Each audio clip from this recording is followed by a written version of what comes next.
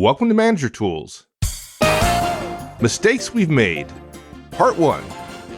Hey folks, make sure you stay tuned to the end of the cast. We have a special recognition we'd like to make. Mike, tell them why we're making special recognition, because this is our 14th anniversary cast. That's a good point.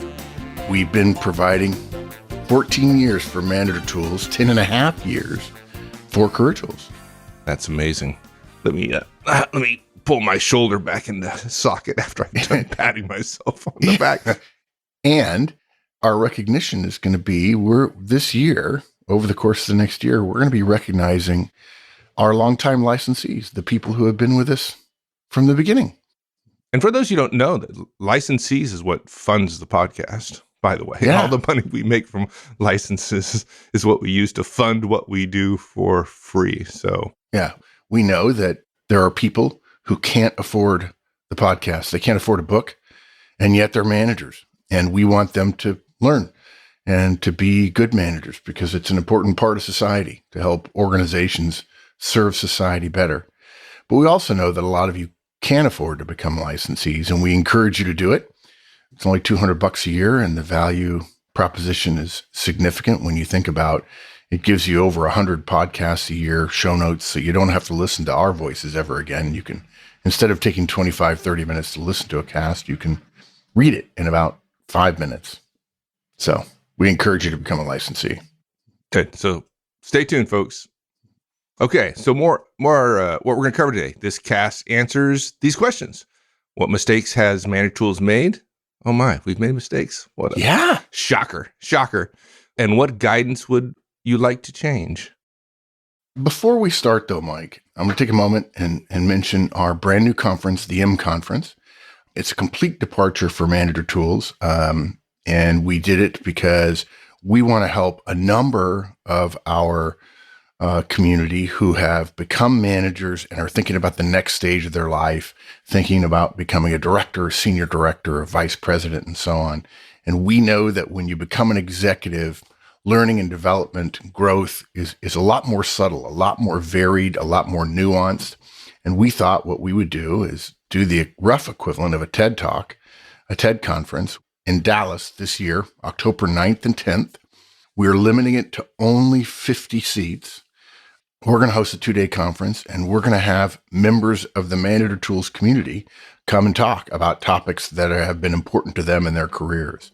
People like Eldon Schaefer, who's the president of Aptar for Beauty and Home, Mark Granger, who's the global head of talent for Debevoise and Plimpton, a huge New York law firm, Gene Hill, the chairman and managing partner of SV Health Investors, a private equity guy who is a genius, Dan McGuire, who's a managing partner of a consulting firm and also longtime Wall Street chief technology officer, Lauren Dreyer, who is a aerospace human resources executive, Charlie Chang, who's been leading startups for years in Silicon Valley, Gerhard Gross, who is right now the managing director for Mercedes-Benz in Turkey, and he's moving back to the States in August, and so he's going to be able to come to the conference.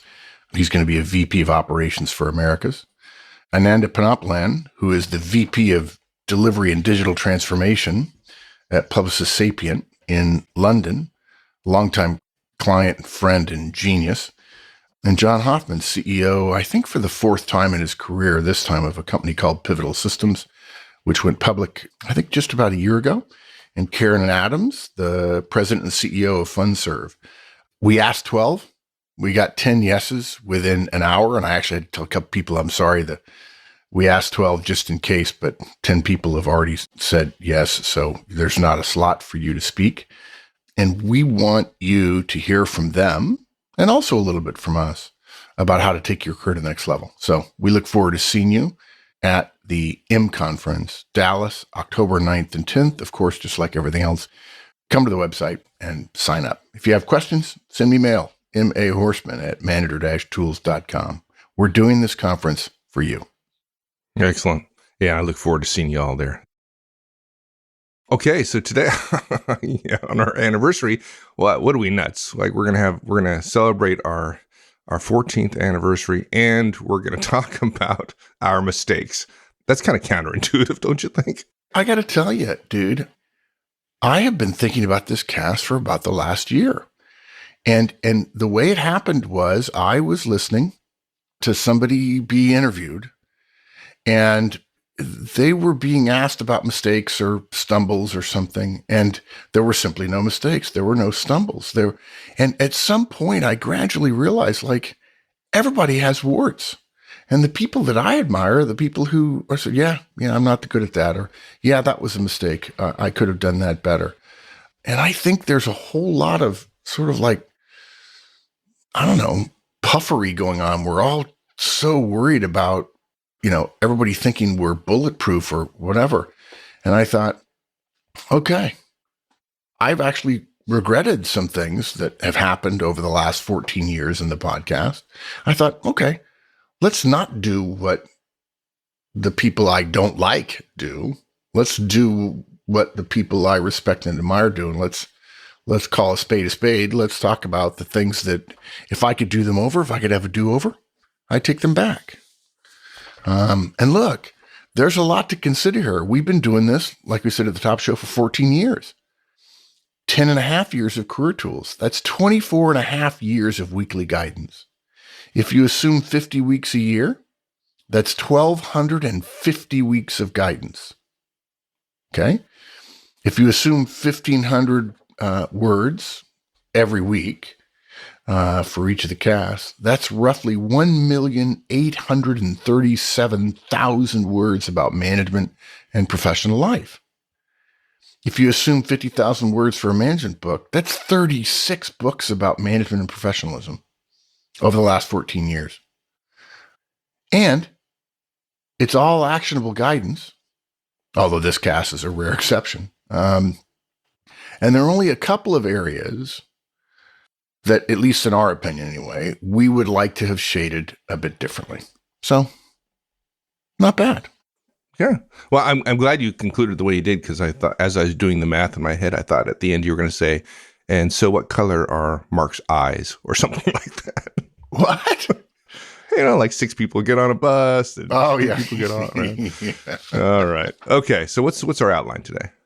So we've made 3 mistakes. 3 things I'd like to take back, or put differently. If I could do them over, I would. Mistake number 1, I hate HR.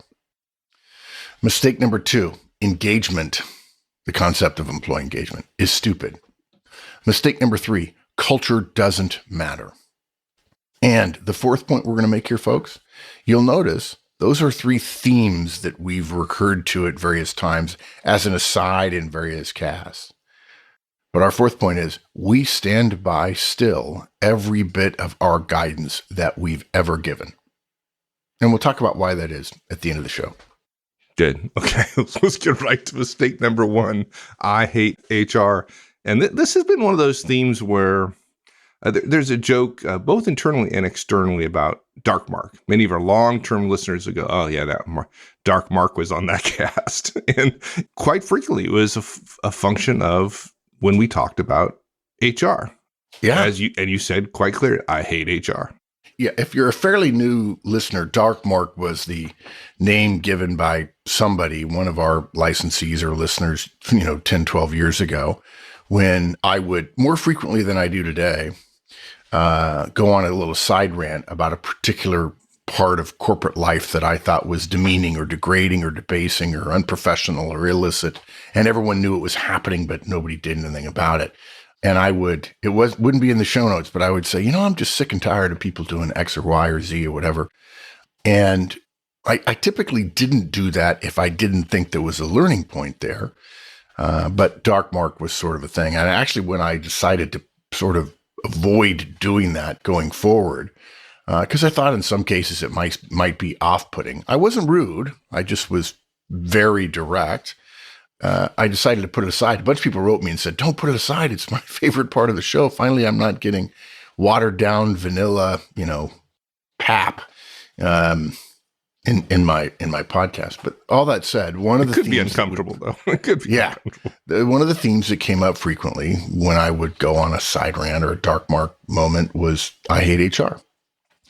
I would talk about how HR basically, in the broadest sense, wasn't as helpful to managers as it could be. we often mentioned how HR regularly sided with employees in conflicts between the direct report and the manager. A manager would implement some new system, and directs who preferred the status quo or felt threatened would alert HR to this, dictatorial transgression on their rights and privileges as if they had any. Now, to be fair, typically HR has asked for this type of relationship with employees. HR promotes it, especially when employees first start. They say, you can always come to me. And they mean well. They do. In many orgs, HR serves as a kind of ombudsman, which, by the way, is one of my favorite corporate roles, and it's too rare. Every company should have one. It's almost like an IG, an inspector general. Employees are encouraged to approach HR with problems when the employee feels they need help. This is, of course, completely separate from the way it should be done, which is the chain of command and open door, but whatever, okay? And look, when HR says this, and they're a back door or an open door or whatever, a place where people come and complain, actioning those situations makes our HR feel powerful and important. They accrue to themselves the power of the organization to protect individual employees. And look, there's nothing wrong with wanting to protect employees. There's nothing wrong with that. But when we call individual contributors employees, we start the process, a subtle little shift in thinking that is bad, because what people forget is that managers are also employees. And typically, let's say you're a frontline manager. Typically, HR reports to someone at a higher level than you, right? The person who is your HR business partner maybe reports to the VP, or is on the VP's staff, or is assigned to them, dotted line to them. And they're an HR business partner of somebody much higher level, right, than you, okay? Now, what I'm about to say, this will sound harsher than we mean it, but you oughtn't be claiming to be a partner, a business partner, HR business partner, of all levels of managers in an organization, and then adjudicate complaints that come to you within that organization by wielding the power of your higher level manager, the person you report to, by siding with the individual direct, and therefore against the wishes of the complainer's manager, who is also an employee. Basically, that's a perversion of how the organization is supposed to run. Look, an HR professional is absolutely someone to whom a fearful employee can turn. No question about it. But usually only in cases of malfeasance, ethics, fraud, waste, abuse. In those cases, HR is protecting the organization from someone within the organization. I would argue that the right solution is, if you think your boss is cheating or something, and you think that if you go to your boss, he or she will punish you or bury it or something. Well, let me put it differently. If you think you should go, the normal thing, if you find something wrong, that you would go to your boss, unless your boss is going to punish you, and that's certainly a very real possibility, you should still go to your boss and say, hey, I'm concerned about this thing you're doing. And if your boss doesn't give you satisfaction, that's what the open door policy is. You can go to your boss's boss, and your boss can't stop you. Okay. Now, if you believe there'll be punishment or retribution, okay, fine, go outside of the chain of command. It's too bad that the company is so poorly managed that people don't realize, and this is a lesson for all managers, if you have a direct come to you and say, I have a concern about X or Y or Z, and we're going to make a distinction here in a minute, that's an important one. If they come to you and you say, well, okay, thanks, heard, get it, and we're going to stay the course here.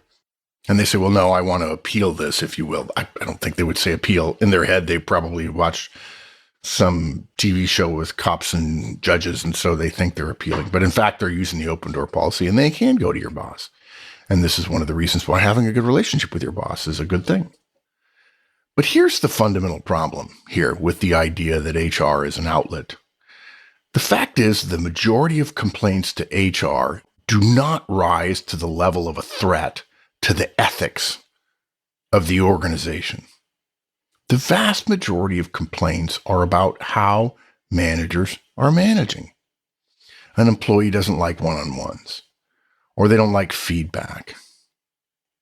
Interestingly, complaints about the Manager Tools feedback model have risen lately because the popular and stupid guidance about feedback involving a dialogue with the direct to let them feel their voice has been heard by people and think, oh, I'm supposed to be able to have a chat with my boss every time I make a mistake and he or she is supposed to hear my point of view. So if you're following our guidance, that's not what we recommend. And young people will be more sensitized to that and might accuse you of attacking them and harassing them. We had a case where somebody wrote in and said, I don't know what to do. I was briefing everyone I'd done one-on-ones for 3 months and I was rolling out the feedback model and I was explaining to everybody about feedback. And one of my staff in the middle of the meeting stood up and said, well, this won't work for me. I expect to sit down and have a dialogue with me. I don't need to hear this, and walked out.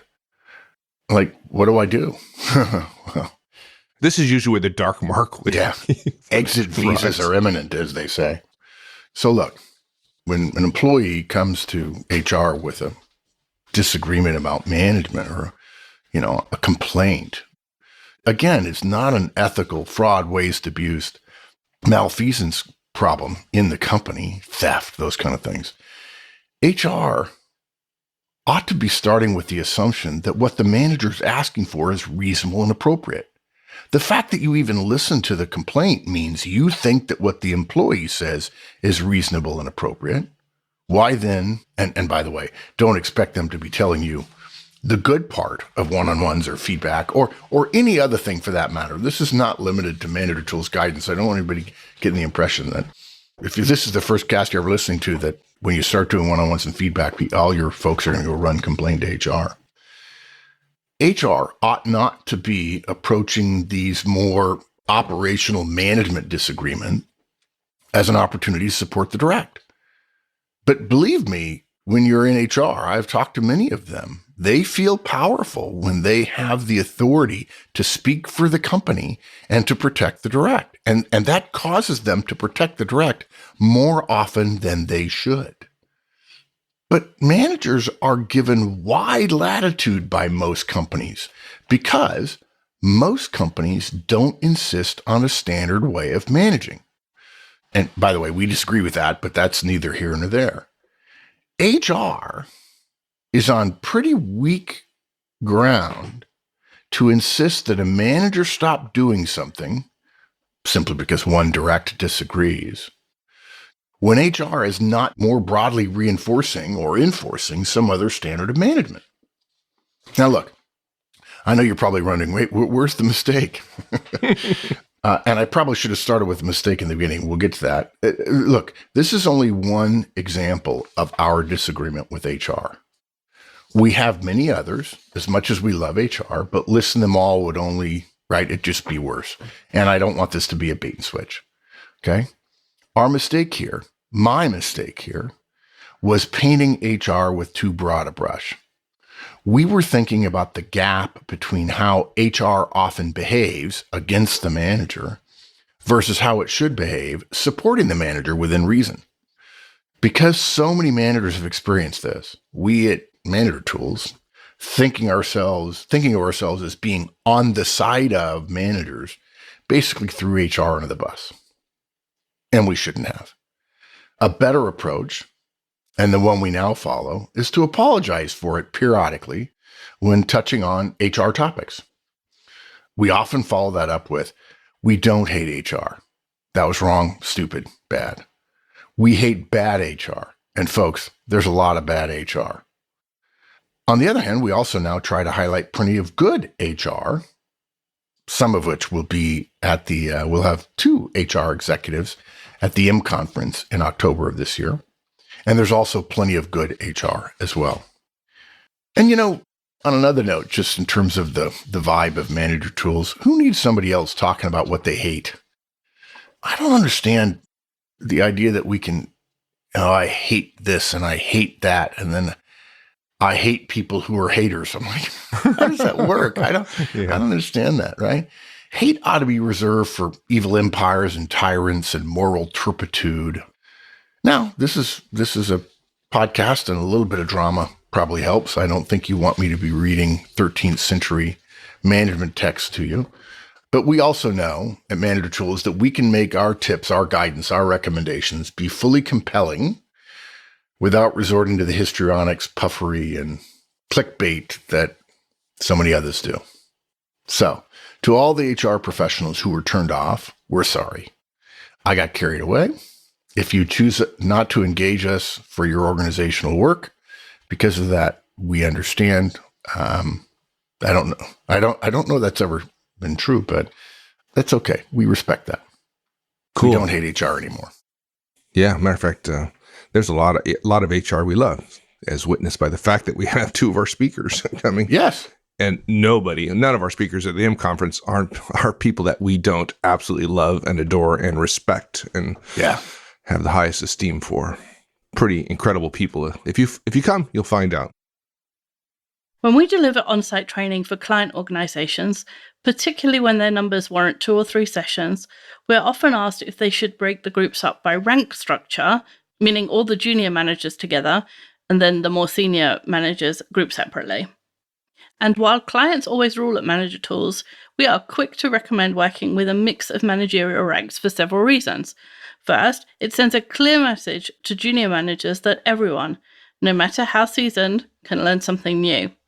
And 2, it's good to see everyone practicing and, quite frankly, stumbling with the Manager Tools models in the beginning. Egos are left at the door. Ironically, even when we have client sponsors who've adopted our guidance since the beginning, they always say the day was useful to hone their skills and often leads to a restart of their Manager Tools models. This goes for our public conference attendees too. No matter what the title, we all have things to learn. For more information about our training, go to www.manager-tools.com/training. Okay, next one. When you read this at the intro on the outline of what we're going to cover, even the phrase that we said, engagement is stupid, sounds kind of stupid. Yeah. Now, hopefully you'll explain why we said it, what we meant. I think, but that's mistake number 2, saying engagement is stupid. Well, one of the things that I feel better about, I'm going to spend a good bit of time on this because it's worthy of some elucidation, education, and so on, is that we try to make all of our podcasts timeless and timely. So I worry about 15 years from now that everything we're saying will be useful to people. But 15 years from now, the people starting in companies won't be talking about engagement at all. It'll just be another management fad that goes away. That said, we shouldn't have said engagement is stupid because it was confusing to a lot of people. It's not the term engagement that is stupid. It's the meaning people have attached to it. Yes. At this point in time, right? Yeah. I mean, employee engagement is really popular right now. Companies are measuring engagement all over the place. Managers are being evaluated by their engagement scores. And we'll just tell you something, folks. If you're being evaluated by anything other than results, or if there aren't results on the plate, that's a problem. And you should look for opportunities to find a place where they're clear about what the results are. Now, some people will say, oh, no. Managers' results are engagement. And I would argue, no, because if all the managers' results are supposed to be just engagement, then all you need is high engagement scores and you can stay in business. Well, if you're highly engaged and unprofitable, you won't be in business for long. Hey, but we were engaged the entire way down. Yeah, that's great. Exactly. So from the beginning, when this first started getting traction in the corporate world as a management trend, fad, theme, whatever, we've been dismissive of engagement as a valuable tool, and we regret that. And the reason we regret it is if you as a manager are having to deal with a trend, something that your company is thinking about, talking about, and so on, it would have been more helpful for us to address it more directly than to simply dismiss it.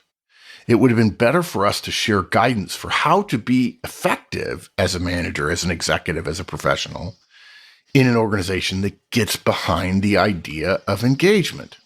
Look, obviously the classic example is if you want your employees to get more engaged, do one-on-ones, give them feedback, coach them, and delegate to them. That's the right answer. But as you'll see, that may not be the solution to the problem that engagement creates for most managers. Okay, I want to go up to 30,000 feet a little bit and explain why engagement, in our opinion, is a bad idea even though at the same time, I regret having poo-pooed it so many times because we should have talked more about what to do and how to do it. So engagement came to be, it's actually been talked about for a long, long time, but it got popular lately based on the popular management book, First Break All the Rules. It was a really important book. It's a good book. It provided tons of data from over 60,000 at the time, and now I think Gallup has millions of managers' data included.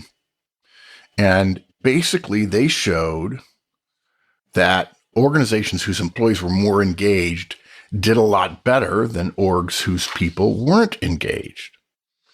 Now, look, I don't think there's any question that the idea of more engaged employees leading to better results is a fairly anodyne one. No one's going to argue with that, right? And we strongly agree with much of what's in the book. I think they've become a little too faddish lately, but the book makes a lot of strong points, like managerial behaviors matter. And almost no one's been saying that other than us for years and years and years.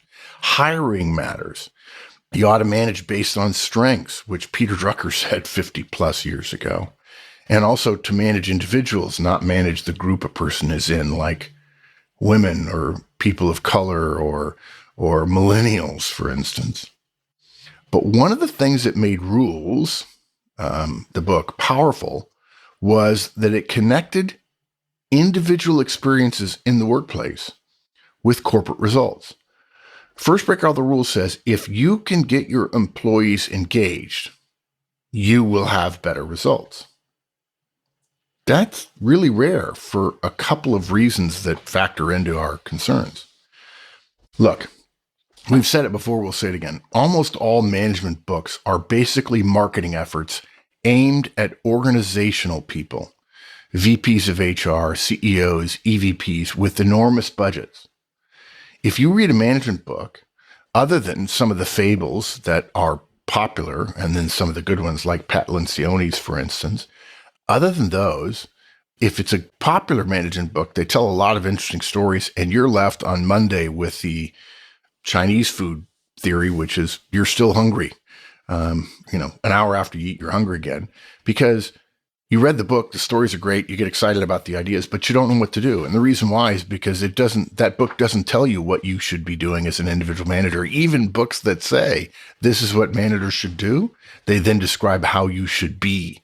And they're not specific, they're not actionable, they're not making recommendations, they're making suggestions.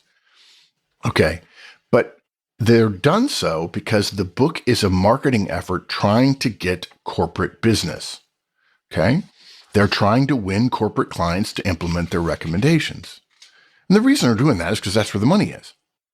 Mike and I joke, we took a vow of poverty to focus on the individual manager. Of course, we believe that if the company says, okay, we're all behind engagement, guess whose behavior has to change? The managers. We just sort of cut out the middleman when we do our podcast. What's important about all that is that when a recommendation is adopted by several organizations, and it certainly has, engagement has swept across the landscape in the last 10 years, there's a much greater likelihood that that theme, that trend, will become potentially part of the ongoing sort of sedimentary processes that affect lots of managers' lives day to day. And look, guys, if you haven't figured it out yet, organizational leaders, HR, management development people are much more likely to recommend something that's popular to executives who have read about it, who have heard about it in the business press. They're much more likely to recommend stuff that the executive has heard about. Some of that is loss aversion, right? But regardless, it means you, the manager, are more likely to be affected by it. Okay, so that's the first thing. The second factor is that First Break All the Rules made a case for individual activity having an effect on corporate results. And nobody seems to talk about it very much, but that's important for management development. Think about other management trends that you may have heard of. Management by objective, quality circles, total quality management, TQM, Deming, right? The quality movement, reengineering, empowerment, workout, Six Sigma, supply chain management, black belt, all that stuff, right? All of them are about organizational results, and they achieve it by measuring organizational results, but not engagement. Engagement says you can get organizational results by measuring individual managers. That's interesting. Okay. What's wrong with it? Why are we not fans? Two classic errors that probably are of interest only to me, but they're really of interest to me. And I'm the one that writes the shows. The two errors are circular definition and teaching the test. When it comes to circular definition, engagement, for those of you who don't know, is not an agreed upon metric, okay? You can find plenty of scholarly articles saying it's impossible to define, that there are no scientific definitions. Guys, you can call your company engagement and measure anything you want. Number of emails sent.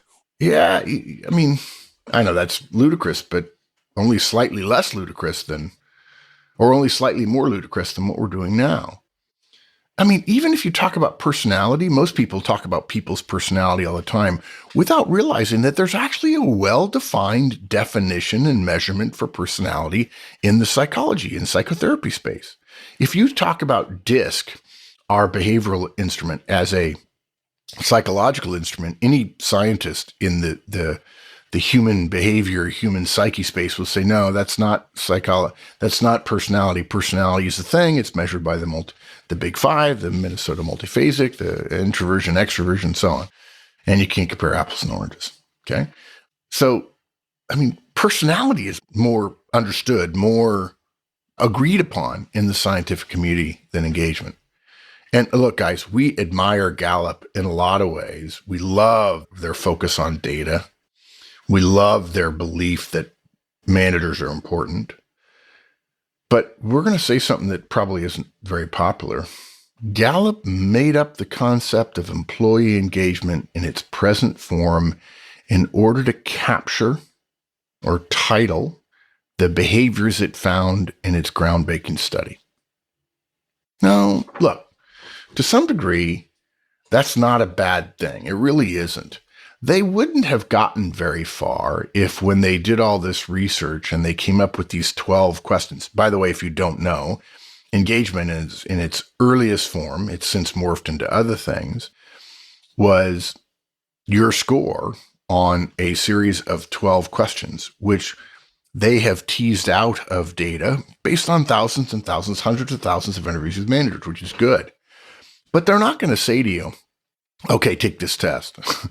They have to call it something. They needed a name. And I think they've chosen a good one, engagement. Okay. And let's go further. They call it the Q12, by the way, the 12 questions that they've determined are the most likely to predict how much they would say your employees are engaged. We think that if you get a high score on the Q12, there's a good chance that your direct would consider them, or another person, even us, would say, yeah, they're engaged. Full disclosure, guys, we think we'd prefer working for a manager who gets higher engagement scores compared to lower scores, all things being equal. Okay? Although I would also say I wouldn't necessarily choose a higher engagement score manager to someone with no engagement score at all because of some of the concerns we have about the trend. But here's the point. Engagement isn't a measurable thing like inches or profit or productivity or GDP or EBITDA. It's used often enough to feel similar to those things, but it isn't because, again, there's no agreed upon standard for engagement. If Gallup comes to your company and consults and you do the Q12 and so on, you will get Gallup's engagement score based on their research of a bunch of managers. And they've decided to call it engagement. But don't confuse engagement with some widely accepted personality or psychological or organizational principle. There's none. It's marketing. And, God bless them. Good marketing. There's no agreed upon standard. Gallup found some characteristics that they associated with high organizational performance, and they started asking questions about it. Then they refined those questions into the most predictive ones. Then they said that your score on their test for their idea is how much engagement they say you have. That's really circular logic. It's not wrong. It's just not right. If you get a score of 7.5, I'm making this up, out of 10. Again, I'm making that up. And I'm talking, you get a score, your engagement score is 7.5, and your boss says if your engagement score across all your directs is above 7, you get a $100 bonus. I'm making that up as well. And you talk to a buddy, he says, wow, I didn't get a bonus. My engagement score was 14. You'd say, 14? Or maybe he says it's 9.8. You're like, 9.8? You got the most engaged team ever. I've been working at this for 2 years. I can only get a score of 7.5. Well, what he doesn't tell you is different company, different survey, different metric. The highest score you can get is 15. And you're comparing apples and oranges, but not even really apples and oranges, more like fruits and cars or something. I don't know. And look, this circular logic problem carries over to its effect on managers. Because engagement is so popular, it's a management trend. So lots of firms are doing engagement surveys. And so you end up with, you can't compare engagement scores across organizations. And I doubt seriously that companies are spending hours explaining to managers what their engagement score is supposed to mean and how it was derived and so on. And that leads to the second part of this, which really bugs me. Teaching the test. If an engagement is whatever any test that tests for engagement says it is, and this is important, then the best way to get engagement is to engage in behaviors that are tested by the test. I love that sentence. Going back to our earlier comments about measures, you can't just do inches. You can't do profit. You can't do productivity. You can't do GDP. They are results, okay? You can't do EBITDA. That's why they're widely accepted measures that are compared across industries and across companies as comparative measures. Right. But you can do engagement as it's currently defined. Well, actually, no. What Gallup doesn't really say you can do engagement, but that's essentially what it is, because the test says things like, I've been thanked recently for my work. Okay. Well, if you want to max out on the score, just go around thanking your people. And by the way, I'm not saying that thanking your people is a bad thing, but the idea that thanking your people could be one of the 12 questions and all you have to do is start thanking your people more, or I feel clear about, what my career guidance is. Well, okay, once a month in your one-on-one. Oh, you don't have to have a one-on-one to have a high engagement score. Sit down with your folks and say, hey, how you feeling? Where are you headed? So on. Okay. It just seems misleading to recommend someone try to achieve a high engagement score in order to improve organizational results, and then say engagement is what our test says, because there's no accepted definition of engagement, and then know that the best way to achieve high engagement is to literally do the actions tested by the test. Right. Well, that's a problem of this indirect chain, right? Which is, you and I both believe that engagement is great and that, more engagement will lead to better effectiveness and more profitability. Yeah. At a high level. Right. But the problem is it's not, again, it's removed from the end objective, which is profitability, or it's a proxy of a proxy. Right. It's proxy or proxy. And then you have a basket of proxies to define the proxy, right? It just becomes ludicrous at some point. Yeah. Folks, your company, it does not exist to make a profit. It has to make a profit in order to stay in business. Profit is basically the cost of future operations that you build into your revenue and cost models. Okay. Your company does not exist to make profit. Profit is not the goal. Profit is a result that we measure because we can measure it, and we do need some cash for future operations. The purpose of your organization is to serve society, to make the world a better place. It's part of the human condition. We simply happen to measure profit because it is measurable and comparable and so on. Profit is a proxy. What engagement says is, hey, look, managers, you should, what you need to do is do engagement. If you have high engagement scores, you'll have more profit. more result. We would argue that's a mistake for managers. We think organizations should tell managers what their results, their operational results, not their engagement results, not their HR results, not their relationship results. No, simply their results. So if I'm in IT, I should be doing X and Y and Z. And it's the organization's responsibility up and down the chain. Most companies do it poorly to say, okay, we're going to shoot for X this year. And that means this for you and this for you and this for you. And we get all the way down here. Here are the 5 things I'm going to measure you on to make sure we get those things done. Now, what tends to happen is those things tend to be operational measurements to the lowest level. And no one ever says, but hey, it's entirely possible to have a whole bunch of managers who focus so solely on the numbers, they don't realize that we have to have the employees keep coming back. And so engagement might be a nice adjunct to that. In theory, we want more engaged managers, but unfortunately, it's a proxy of a proxy, and we ought not to be measuring managers on engagement. We ought to be measuring them on results. Look, if you want your people engaged the old-fashioned way, earn it. Get to know them. Spend time with them. Do one-on-ones. Give them feedback. Coach them. Delegate to them. We can't say your organization is going to improve, but if you read between the lines, neither can Gallup.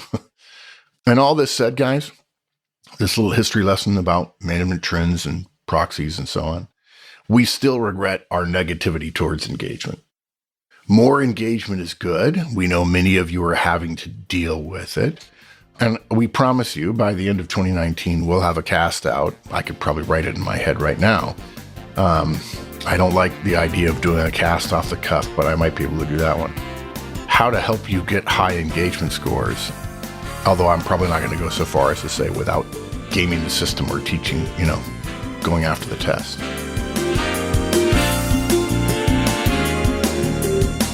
Thanks, everyone. That's it for this week. We'll finish this one up in the following week. In the meantime, have a great one. So long.